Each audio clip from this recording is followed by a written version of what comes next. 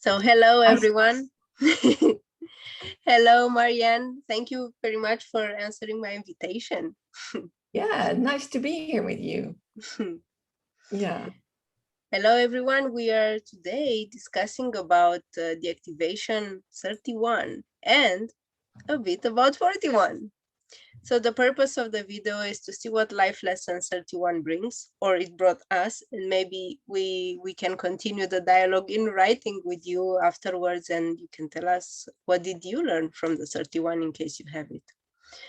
So what is it? 31 brought to you, Marianne. You have it in your evolution. So I have it in my evolution, yeah. And I also have it in my attraction, but I deeply recognize it in my evolution because this is this stumbling block in your life.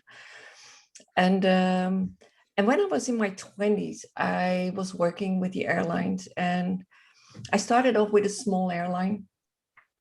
And after 4 months, they asked me to be first cabin attendant. And I'd only been there for 4 months, I'd go, oh, okay. And of course, you feel flattered and I did it. And I think that was the beginning for me of learning about leadership. And at the time I wasn't aware at all, I wasn't conscious about myself and everything else, but it was the beginning. And that happened a few times after that, and I felt uncomfortable. I have a lot of Aquarian energy in my chart, so being part of the group. And what happens when you are a leader, or people see you as a leader, because that is what happens. For me, it felt that people look at you differently and you're not part of the group anymore. And that felt so weird to me, because in my mind, nothing changed. So people start projecting onto you, and we know about the shadow of arrogance. I don't know. I really find that very challenging, and people start projecting that on you. And as a 4/6, what happens is the heart closes down and you go on the roof. So, and I can totally get it, that's arrogant for people, and that looks arrogant for people. So it's this deep insecurity, really, what it's all about. So the arrogance gets triggered, and then I feel like, and I quit the airlines around my first Saturn return, so around 29, and that is when everything started to shift, and I started to learn about myself. And I feel at the time the 41 started to play a bigger role. I had all these ideas and all these dreams, and it didn't happen. So I had to surrender to life in a way. And that's been a whole healing journey. It's been a journey of endings and goodbyes in order to become more of myself. And I feel that's what true leadership is all about. It's about, I always like to think of the 31 as the being leader, like the wholehearted leader. I always like to watch the lion in the wilderness, and they radiate this natural power. They don't go roaring around and saying, you have to follow me. No, they just are present, and they radiate this power. And I feel that's such a beautiful example for me of what it means to be a true leader. And I also learned that 31 is like the reluctant leader, and I get that. You want to be part of the group, and so thank you for pointing this and mentioning the Leo, the lion, because it's a Leo gate. I know. Leo activation. So whenever the Aquarian energy is there, there's also the Leo part there. So it's a very interesting polarity. And we have it in the same line. I have 3142. So it's it's very similar. For me, maybe because it's on the other side, it's on the design part or the subconscious part. It didn't necessarily manifest as being seen or called in a position of leadership, but I felt that life in a way formed me as a leader, or as you said, made me influence other people through my repeated falls. I was just, struggling, falling and getting up again, like, and people were like, how did you do that? I was like, what? I just fell. What's so inspiring? But exactly that transparency of falling and reinventing, I find to be a life lesson that 31 brings. Oh, absolutely. I totally agree. And learning about things that are not working in your life and learning to love that. It's so, the Leo always reminds me of the heart and the warmth and the sun and you're radiating your light. And I think we all go through, everybody in life wants to be heard and wants to be seen. And as long as that's underneath it, then it can play out as arrogance. And yeah, that's so important to recognize within yourself in order to, I always say to people with the Leo energy, do you need the light? Fluff your feathers, want everybody to see you and to be heard and be seen? Or are you going to be the light? Integrated and I feel that's part of the 31st key is that's the leadership. And and I don't know about you, but to express your truth and your vision, at first it was so scary for me to do that. So I don't know. Yeah. About that, like, who are you? Completely. Yeah. Well, I remember when reading the sounding your truth part, I was like, what should I say now?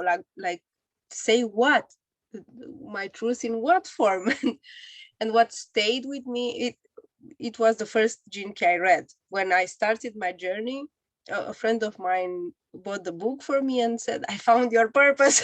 And she said, read 31. And luckily for me, it wasn't easy to read one. Then I had the difficult one, 55 and others. And what stayed with me after contemplating it is also what Richard said very nicely, that 31 has like a transparent life. It's like people can see through your life. They just see pictures of your life.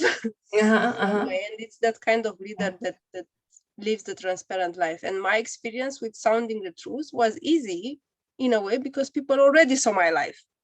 So it was just in a way my effort to say it, and everyone was like, oh yeah, we already knew. How?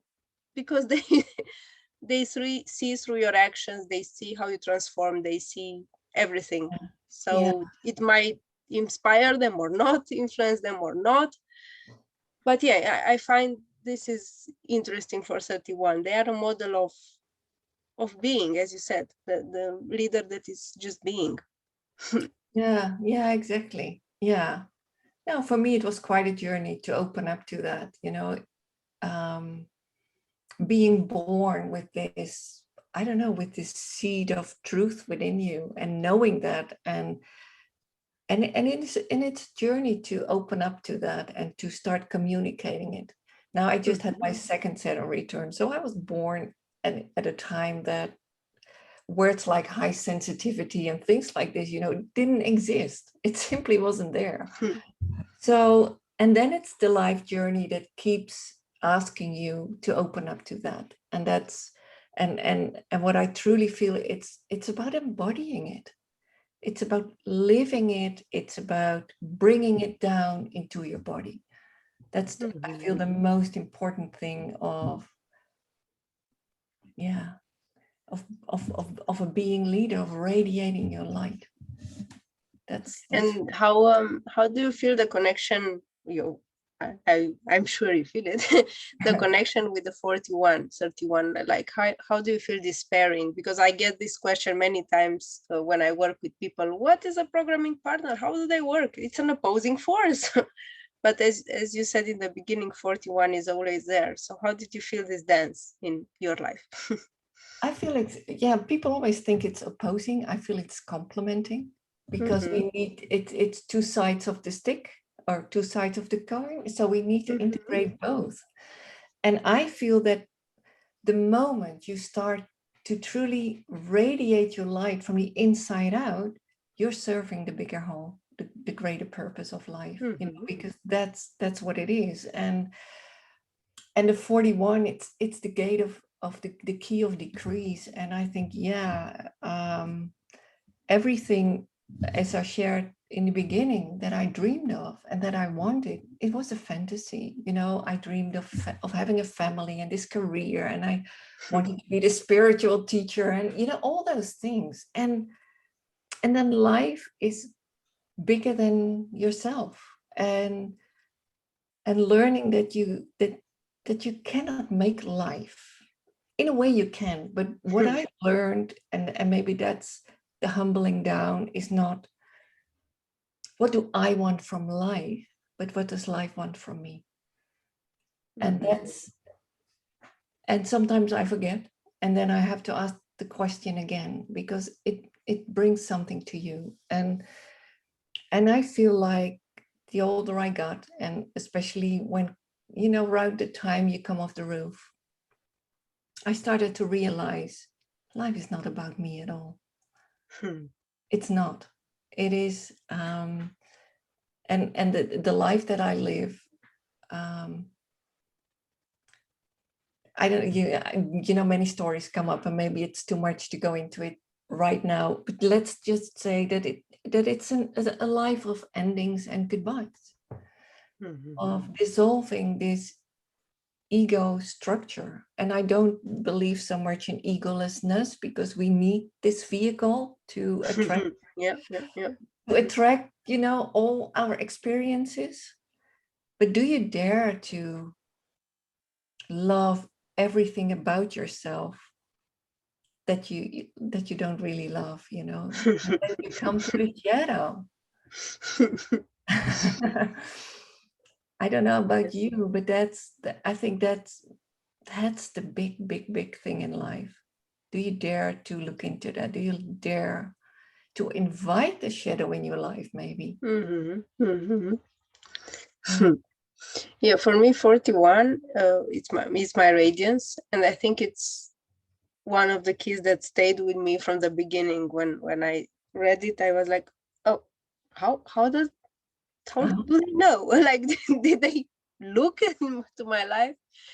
What I resonate with is 41. I think, as you mentioned, the decrease part, 41 needs to be light in a way. It's like it's always reinventing themselves, and it's, in a way, it's better if you reinvent yourself sooner. Otherwise, if you have too many stuff, it will be a quite rough reinventation. Otherwise, when you're light and don't have many expectations or many possessions or many, I don't know what, it's lighter. It's like, oh, I have to move. Okay. Oh, I have to start a new job. Okay. Oh, I have to. And I think the humility comes here too, because you just, okay, I go wherever life takes me with a small rucksack. There it is. Okay, let's go. Yeah. But for me, 41 reinvented my life brutally sometimes. Yeah, I know. To a good purpose. Yeah, it's not always easy. You know, we're human, we're attached to life and to security and whatever it is. But also to let go of truth, what you believe to be true. I can tell you how many times I thought, oh, now I found the truth, this is it. And then, oh no, you know, It's not. threw it out again. And that's also what I like about Gene Keys. You know, it's not dogmatic, it's your own inner exploration. And yeah, there's so many ways to connect to your Gene Key or to your shadow. And yeah, to not be afraid of it and invite it into your life, instead of pushing it away. That's a real challenge, but it's so much lighter, like you say, you know. I always feel whatever I release emotionally, I'm not taking with me, you know. Whenever I leave this earth, I want to go as light as I can. And I wanted to, in the end, I wanted to conclude with, you know, it's on you, of course. I think we talk ideas before talking. It's on the ring of no return. So what Yeah. do you feel changed so powerfully in your life after you reclaimed your truth, in a way, your power and your voice? What is it, something you felt you're not going back to, or how did this ring manifest in your life, the ring of no return? Oh, wow. The ring of no return. Some things you see, I don't know, when you've processed something, or in so many ways, when life is about endings, you've lived through something and then you let go. You can't go back to it because, and maybe that's in general, when something big happens in our lives, the first thing we want to do is go back to the way things were, instead of accepting that you cannot go back. We only move forward. You can go hold on to the past, but like you said, then life comes in again and says, hey, wake up, you know, look in the mirror. So I feel that's the big thing. Like, ego wants to hold on to security, and the more you want to let go of that, it's easier to move forward. And then the point of no return, yeah, there's always a moving forward, because you don't want to go back. There is in essence, I feel there is no going back. It's all about growth, and it's all about newness. And that's the 41 too. It's all about newness. It's all about, you know, a seed wants to grow, and become the tree that's in the seed. And I feel that's what the whole purpose of being human is. And I feel like we live in extraordinary times, you know. It's tough, but it's so good to be here and to have access to all this wisdom, and to be able to embody that, and to learn that we are whole already, you know. Yeah. And that's the Yeah. most wonderful thing there is, to experience that, and to yeah. And it's always a wave. It's always the ups and the downs, you know. That's human. That's being human too. And I always thought, is there an end to it? You know, like, I've seen this pattern 20 times. When, you know, why don't I know it yet? Why? I don't know about you. I'm already this age, and why is it still there? But I feel like the deeper you accept it, the way things are, it's going to be easier and easier. And it starts to be fun. Yep. When we fall. That's also Leo energy. It's playful, you know. It's like, yeah. I also have a third line in my attraction field, you know. And yes, it's playful. It wants to make fun. It's a full of fun leader. It is, yeah. And it's trial and error. Yeah. But learning to stay present, I feel that's maybe the biggest lesson, to not escape to the roof, to not close your heart. And it starts with you first. So, yeah, I think life is one big life lesson. Yes. Don't you feel? Yeah. Thank you for sharing.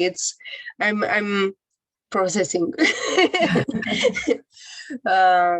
And then the ring part I find absolutely extraordinary. I know a lot of people having 62 that feel the energy of 31, even if it's not in their profile, even this transit, they felt it. And I think it's valuable when people see them moving of the rings inside them and in the partnership. And yeah, that's something special. So thank you a lot for sharing. Thank you for having me. Yeah, of course.